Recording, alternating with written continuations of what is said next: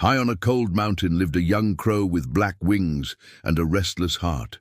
He was not like the others of his kind. While they flew to hunt or fought for territory, the crow spent hours imagining worlds and scratching stories into the damp earth with his beak. Since he was a chick, he created characters and adventures that no one else could see. His mother, with tenderness, often said, "Keep dreaming, my son.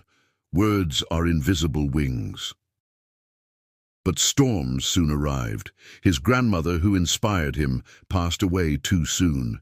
His father grew distant, unable to understand the crow's sensitivity.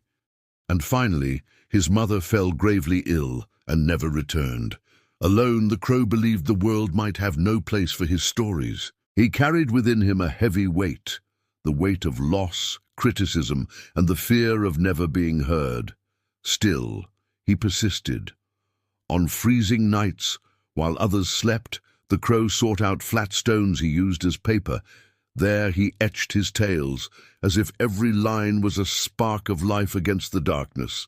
One day he gathered courage. He collected his stories and carried them to the elders of the forest. The answer was harsh. No. He tried another nest. No.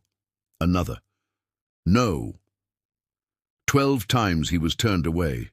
Each rejection fell upon his wings like an invisible stone. He nearly believed it was better to stop. But then a curious little owl discovered his writings and began to read them aloud. Her eyes sparkled, laughter escaped, and she asked, "I want more. Tell me the rest." The sincerity of the young owl softened even the hardest hearts. The elders changed their minds, and the crow's stories finally found a voice in the forest. No one expected that one day those simple pages would become the greatest treasure of the land. The rivers carried his words, the winds spread his fables, and even animals from faraway places longed to hear his tales. The crow, who once believed he was a failure, became a symbol of hope, and he never forgot the cold nights, the painful no's, and the silence that nearly ended his dream.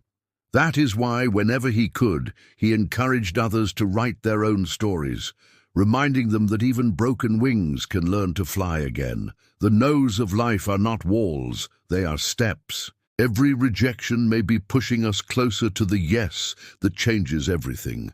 Do not give up when faced with rejection. It may be the very wind that lifts your wings higher. And you? What no almost broke you, but ended up making you stronger? Like, subscribe and share this story with someone who needs to hear. Rejection does not define you. Persistence does.